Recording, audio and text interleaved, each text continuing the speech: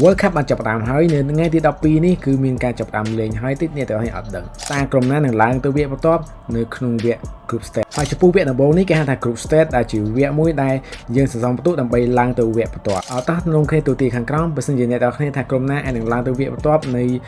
ក្នុងវគ្គ Group Stage នេះអ្នកទាំងគ្នាអាចធ្វើការ comment ខាងក្រោមមកឥឡូវចំពោះ Group A ខ្ញុំសូមយក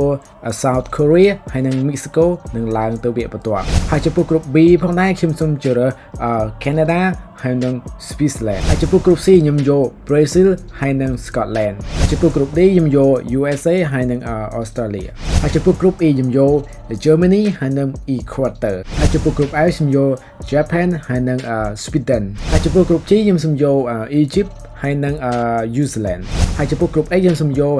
Spain ហើយនិង Uruguay ហើយចំពោះ Group I ខ្ញុំសូមយក បារាំងហើយនិង Norway ហើយចំពោះ Group J ខ្ញុំសូមយក Argentina ហើយនិង Australia ហើយចំពោះ Group K ផងដែរខ្ញុំសូមយកបច្ចេកទេស Portugal ហើយនិង Uzbekistan ចំពោះ Group ចុងក្រោយ Group L ខ្ញុំសូមយក England ហើយនិង Croatia ហើយបើសិនជាអ្នកទាំងអស់គ្នាគិតថាក្រុមមួយណាដែលនឹងឡើងទៅវគ្គបន្ទាប់សូម comment ខាងក្រោមមកឲ្យខ្ញុំបានដឹងផងហើយថាតើអ្វីដែលអ្នកបានធ្វើការ predict ឬក៏